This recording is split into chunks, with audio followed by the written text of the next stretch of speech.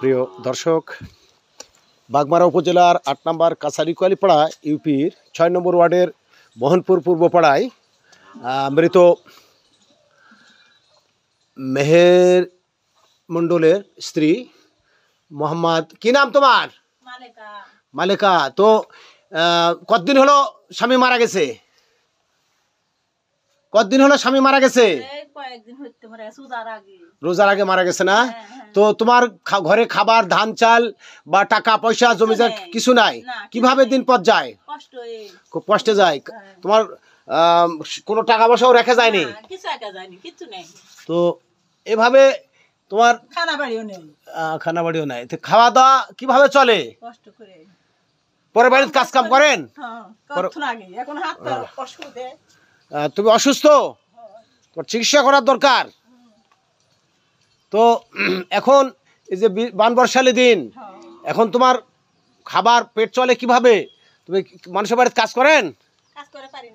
কাজও করতে পারেন না, তাহলে তোমার এখন কি প্রয়োজন? ওই কষ্ট করে দিলে তাহলে খায়া না খায়া দিন যাচ্ছে, তাহলে বড় কষ্টে আছেন। সরকারি সাহায্য দরকার। পাড়া প্রতিবেশী কেউ কোনো ধরনের মোটামুটি সাহায্য করে না?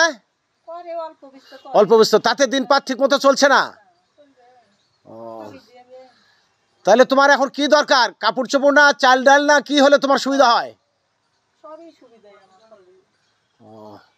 তাহলে একা একা বসবাস করতে কোনো সমস্যা হয় না?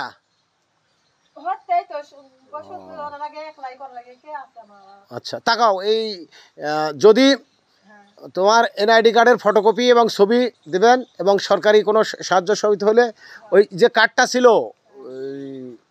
টিসিবির, সে কার্ডটাও এখন নাই।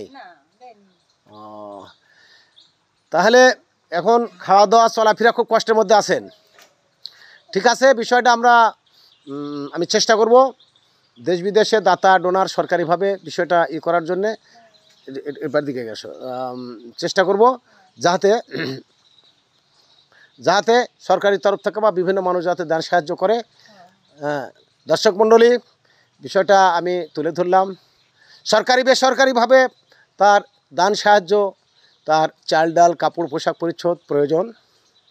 যদি কোনো সহৃদয় ব্যক্তি থাকেন তাহলে এনার প্রতি সাহায্যের সহযোগিতার হাত বাড়িয়ে দেবেন।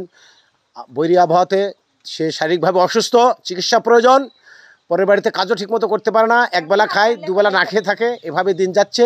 সেই হিসাবে আমি দেশের সকল স্তরের সকল মানুষের জন্য আমি সহযোগিতা কামনা